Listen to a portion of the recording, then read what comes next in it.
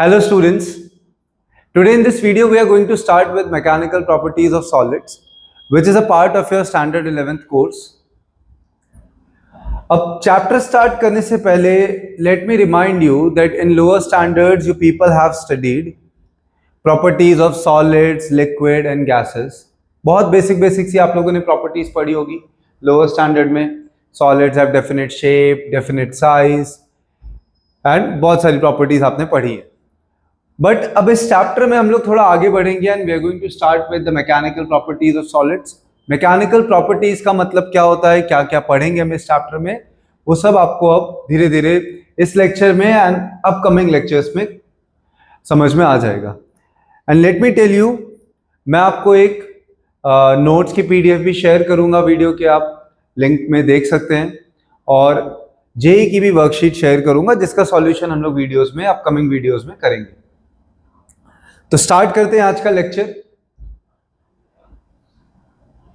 C, if we start with solids, the very first topic which you should know is rigid body.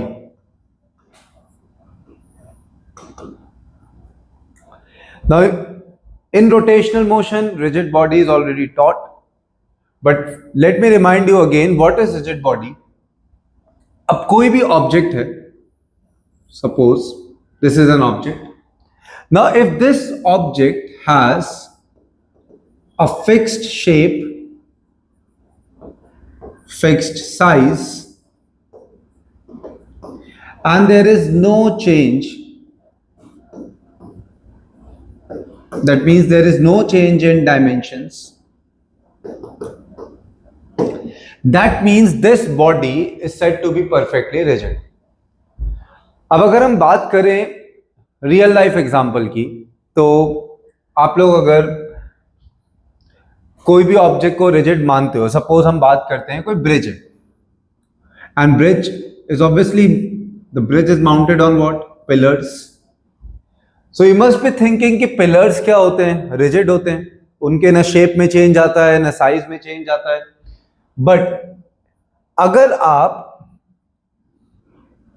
जो मास इस पे आ रहा है उसको कंपेयर करो, तो ब्रिज के जो पिलर्स हैं इनका साइज भी धीरे धीरे कंप्रेस होता है. इसलिए after a longer period of time ये ब्रिज ऑपरेशनल नहीं रहते हैं. मतलब अगर हम रियल लाइफ की बात करें तो थोड़ा बहुत डायमेंशन में चेंजेस हर एक बॉडी में आने ही वाला है. शेप चेंज होगा, साइज चेंज होगा. मींस रिजिड बॉडी की आपको डेफिनेशन पता चली कि it should have fix shape, fix size, no change in dimension. But no body is perfectly rigid. कोई भी बॉडी परफेक्टली रिजिड है नहीं, थोड़ा बहुत डायमेंशंस में चेंज आएगा.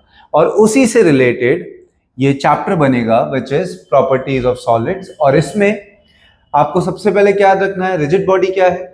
फिक्स शेप होना चाहिए, फिक्स साइज होना चाहिए, कोई डायमेंशन में चेंज होने नहीं चाहिए. बट एक और पॉइंट याद रखना है कि नो बॉडी इज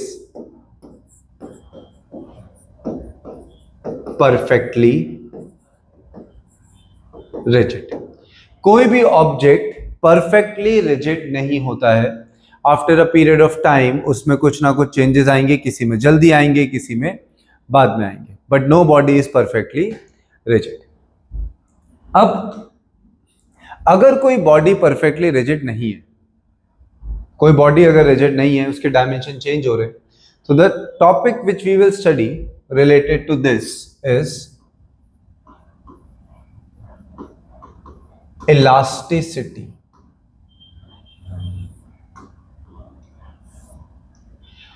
क्या पढ़ना है अब हमें? इलास्टिसिटी पढ़ना है. तो इलास्टिसिटी क्या होता है? आप सबने देखा होगा, रबर बैंड देखा है. What happens if we, suppose this is a rubber band, and what happens if we pull this rubber band? Keeping this position fixed here, if we pull this rubber band backwards, and after removal of this force, what happens? जब हम इसको पीछे पुल करेंगे, इसका shape change होगा. Shape change होने के बाद जब हम इसको रिमूव करेंगे, इस फोर्स को रिमूव करेंगे, तो वापस से अपना ओरिजिनल शेप क्या करेगा, रीगेन करेगा. So what is elasticity? The property of an object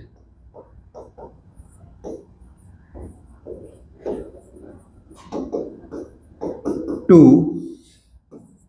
regain its original shape and size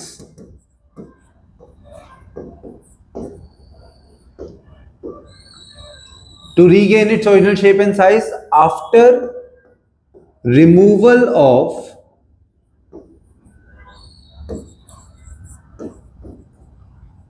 deforming force.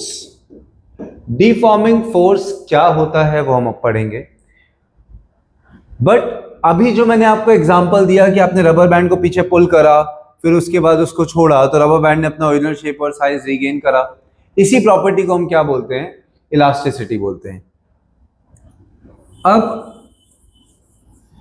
What is deforming force?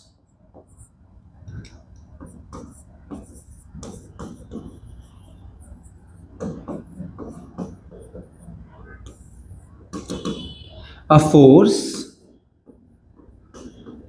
which changes the shape or size of an object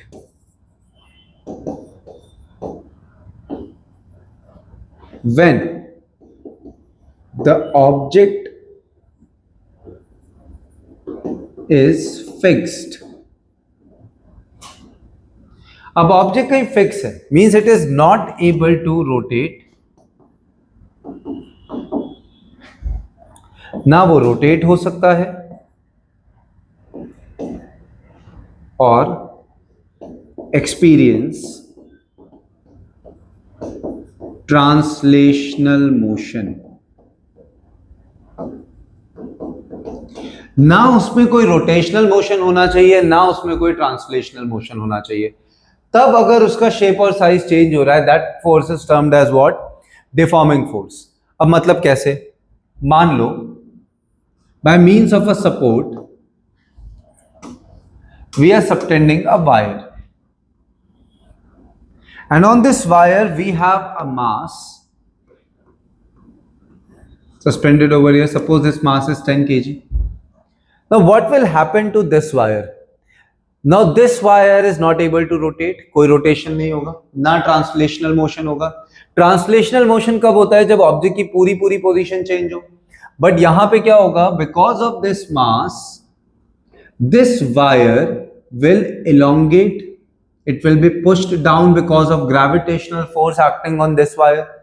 तो ये wire की length क्या होगी, बढ़ने लगेगी. मतलब क्या हुआ, इसका साइज चेंज हुआ.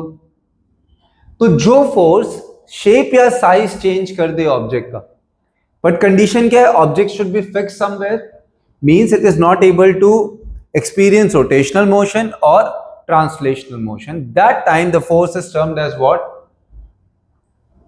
Deforming force. अब इलास्टिसिटी आपको पता चला कि अगर हमने कोई डिफॉर्मिंग फोर्स लगाया, डिफॉर्मिंग फोर्स लगाया मतलब ऐसा फोर्स लगाया जिससे शेप और साइज चेंज हुआ, उसके बाद वो फोर्स हटा, तो उसने अगर अपना ऑब्जेक्ट ने अपना ओरिजिनल शेप रीगेन करा, तो उसको हम क्या बोलते हैं, उस प्रॉपर्टी को हम क्या बोलते हैं, इलास्टिसिटी. अब इसमें एक और चीज आएगी, plasticity.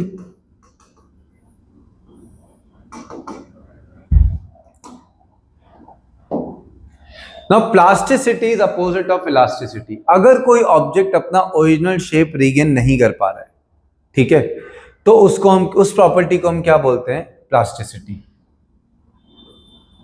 When an object does not regain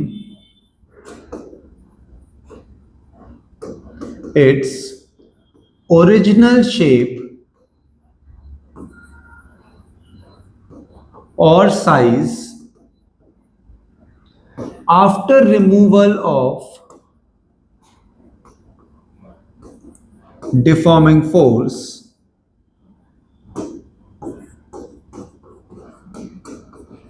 the body is said to be. When an object does not regain its original shape or size after removal of deforming force, the property of material is termed as plasticity. This property of material is termed as plasticity. ठीक है, I hope इतना clear है सब लोग को। Elasticity क्या होता है, प्लास्टिसिटी क्या होता है और डिफॉर्मिंग फोर्स क्या होता है। ऐसा फोर्स जो शेप और साइज को चेंज करेगा after remove when the object is fixed, that is deforming force. अगर डिफॉर्मिंग फोर्स लगा तो वो हटाने के बाद अगर ऑब्जेक्ट अपना ओरिजिनल शेप और साइज रीगेन करता है, दैट इज इलास्टिसिटी। अब नहीं करता है तो प्लास्टिसिटी। अब क्या होता है देखो, कोई भी object, no object is perfectly elastic और परफेक्टली प्लास्टिक। कोई भी ऑब्जेक्ट परफेक्टली इलास्टिक नहीं होगा, ना ही परफेक्टली प्लास्टिक होगा। मींस ना परफेक्ट प्लास्टिसिटी शो करेगा, ना परफेक्ट इलास्टिसिटी शो करेगा। अब इसका मतलब क्या है स्टेटमेंट का, तो देखो सिर्फ इसकी डिग्री वैरी करेगी, only the degree of elasticity and plasticity will vary. तो होता क्या है भाई, परफेक्टली इलास्टिक मटेरियल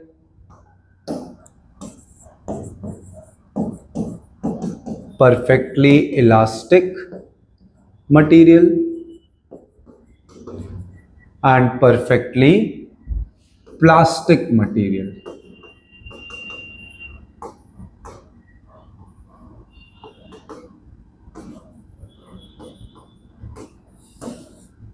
अब देखो परफेक्टली इलास्टिक मटेरियल का मतलब कि आपने डिफॉर्मिंग फोर्स लगाया, ठीक है। अब ऑब्जेक्ट हर बार अपना, कितना भी आप फोर्स लगाओ, ऑब्जेक्ट हर बार अपना ओरिजिनल शेप और साइज रीगेन कर रहा है, तो उसको हम क्या बोलेंगे, परफेक्टली इलास्टिक। बट हम अगर एक रबर बैंड का एग्जांपल लेते हैं, अगर हम बहुत ज्यादा उसको पुल करें तो हर बार वो अपना ओरिजिनल शेप और साइज रीगेन नहीं करेगा, it will break. After reaching a particular limit it will break. कोई ऑब्जेक्ट ऐसा होगा जो स्टार्टिंग में अपना ओरिजिनल शेप और साइज रीगेन कर रहा है, बट अगर आप एक लिमिट से ज्यादा फोर्स लगा रहे हो तो परमानेंटली डिफॉर्म हो गया, मतलब अब उसका शेप चेंज नहीं हो रहा है, मतलब उसमें इलास्टिक बिहेवियर भी था और प्लास्टिक बिहेवियर भी आया एक पॉइंट के बाद। परफेक्टली इलास्टिक मतलब कोई भी ऑब्जेक्ट अपना ओरिजिनल शेप हमेशा रीगेन करे, that is termed as perfectly elastic. Perfectly plastic means no matter how small the deforming force is, कितना भी छोटा डिफॉर्मिंग फोर्स आप लगाओ, कितना भी कम डिफॉर्मिंग फोर्स लगाओ, बट मटेरियल थोड़ा भी रीगेन ना करे, तो ऐसे मटेरियल क्या होते हैं, परफेक्टली प्लास्टिक। परफेक्टली प्लास्टिक और इलास्टिक तो एग्जिस्ट करते नहीं है, बट इनके क्लोजेस्ट कौन से हैं, जैसे आपने पैराफिन वैक्स देखा होगा, पैराफिन वैक्स, इसमें अगर थोड़ा भी शेप चेंज हो रहा है तो ये अपना ओरिजिनल शेप रीगेन नहीं करेंगे। So they are the closest to perfectly plastic material. Then आप क्वार्ट्ज का एग्जांपल ले सकते हो, फॉस्फर ब्रॉन्ज का एग्जांपल ले सकते हो, this is an alloy. They are also not perfectly elastic but they are closest in this category. अगर हमें कोई एग्जांपल देना हो जो बहुत ज्यादा इलास्टिक है, these two are the examples, ठीक है। अब कैसे ये प्रॉपर्टी किसी भी सब्सटेंस में आती है, how this property affects the behavior of substances, what is the reason behind this property, that we will understand with a spring ball model। किससे समझने जा रहे हैं हम लोग ये चीज? Spring ball model. So now let us consider a model like this.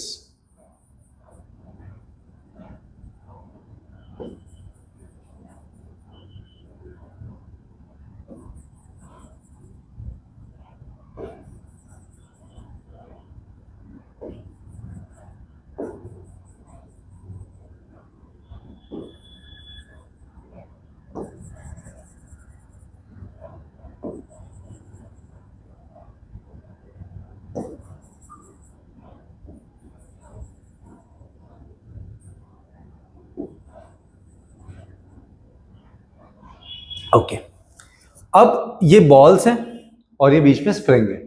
Now we will relate this with these balls are taken as atoms and this spring resembles interatomic force. atoms के बीच में force लगता है, that force is termed as interatomic force. अब क्या होगा अगर हम इस पे डिफॉर्मिंग फोर्स लगाते हैं? सपोज हम इसको खींचते हैं, that is termed as tensile force. We will study that later. But मान लो स्प्रिंग मॉडल को हम लोग ऐसे खींच रहे हैं, दोनों साइड से खींचेंगे तो क्या होगा? इनके बीच का डिस्टेंस बढ़ेगा और स्प्रिंग क्या करेगा? वापस इसको उसके ओरिजिनल डिस्टेंस पे लेके आएगा. बट क्यों? Why this happens? Suppose if we compress तो वापस से after removal of deforming force spring वापस इसको ओरिजिनल जगह पे लेके आएगा. तो ये हो गया elastic behaviour. But why this is happening? So let's study that.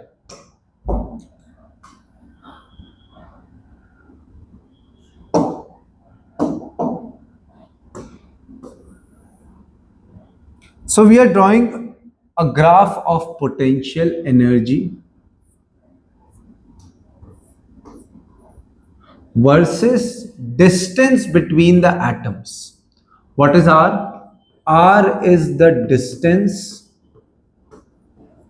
between atoms. And what is U? U is the potential energy between atoms.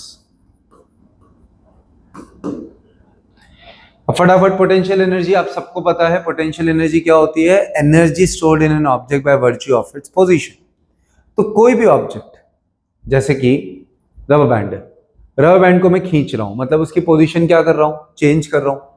तो जब पोजीशन चेंज होगी तो वो अनस्टेबल होगा. मतलब if potential energy increases object is unstable. तो कोई भी ऑब्जेक्ट सबसे ज्यादा स्टेबल कहां पे होगा? minimum potential energy. If there is minimum potential energy, object is stable. ठीक है, वो क्या रहेगा? रिलैक्स्ड, स्टेबल रहेगा. रबर बैंड है, उसको कुछ हमने कोई फोर्स नहीं लगाया है, वो स्टेबल है. But if we apply some force, if we change the position, the potential energy will increase and then the rubber band will not be stable. जैसे ये स्टाइलस है, ये ग्राउंड पे रखा है, कुछ नहीं होगा. But it is if we bring this stylus to some height, तो इसमें क्या आ जाएगी? एक एनर्जी आ जाएगी. Then if we drop this, that means it is not stable. तो कोई भी ऑब्जेक्ट स्टेबल कब होगा? जब उसकी पोटेंशियल एनर्जी क्या है? मिनिमम है. अब ग्राफ कैसा बनता है? ग्राफ इज दिस वे, ऐसा ग्राफ. अब आप इसमें मिनिमम पोटेंशियल एनर्जी देखिए कहां पे है. ये है, this is the minimum potential energy, this is you minimum. That means कि कोई भी एटम स्टेबल ये पॉइंट पे होगा. अब इस पे जो डिस्टेंस आता है एटम्स के बीच में, आर क्या है? Distance between atoms. अब इस पे जो डिस्टेंस आता है एटम्स के बीच में, this distance is R naught. R naught is the intermolecular distance when there is no force acting on the object. जब ऑब्जेक्ट पे कोई फोर्स नहीं लग रहा है, तब जो एटम्स के बीच में डिस्टेंस होगा, दैट इज R naught. अब देखो, मतलब अभी क्या है? उसके पास मिनिमम पोटेंशियल एनर्जी है. Now if we applied tensile force. If we stretch this, stretch करेंगे तो ये R की वैल्यू R नॉट से क्या होगी, बढ़ेगी. डिस्टेंस बिटवीन एटम्स क्या है, R. अभी R नॉट के इक्वल है, बट जब हम इसको एक्सपांड करेंगे तो R की वैल्यू R नॉट से क्या होगी, ज्यादा होगी. मान लो R की वैल्यू R नॉट से ज्यादा कौन से रीजन में है, इस रीजन में है. Here R is greater than R not. तो उसकी पोटेंशियल एनर्जी कम नहीं हो रही, उसकी पोटेंशियल एनर्जी क्या हो रही है, बढ़ रही. If potential energy is increasing, that means object will become unstable. Then for attaining stability, what it will do, it will try to minimize the potential energy. देखो जैसे डिस्टेंस बढ़ा, पोटेंशियल एनर्जी बढ़ गई, बट स्टेबल कब होगा वो, minimum potential energy पे. तो वापस स्टेबल होने के लिए वो मिनिमम पोटेंशियल एनर्जी पे आएगा, तो डिस्टेंस कौन सा होगा, R naught. So if we stretch this, then to again remain at the state of lowest potential energy, जो अंदर एक फोर्स लगेगा, जो इस फोर्स को, जो इस इंटरमॉलिक्यूलर डिस्टेंस को वापस क्या बना देगा, आर नॉट बना देगा. That force acting between the atoms after removal of deforming force is termed as restoring force. जो फोर्स डिफॉर्मिंग फोर्स लगाने के बाद, डिफॉर्मिंग फोर्स हटाने के बाद लगता है, that force is termed as what, restoring force. तो रीस्टोरिंग फोर्स क्यों लगा, क्योंकि हमने जो फोर्स लगाया उस फोर्स ने इसका डिस्टेंस बढ़ा दिया. डिस्टेंस बढ़ा दिया तो पोटेंशियल एनर्जी क्या हो गई, बढ़ गई. पोटेंशियल एनर्जी बढ़ गई तो कम करने के लिए जो फोर्स लगा, that is termed as restoring. अब सपोज हम इसको कम करते हैं, we are trying to decrease the distance. अगर हम डिक्रीज करेंगे तो यहां पे जो आर नॉट की वैल्यू है,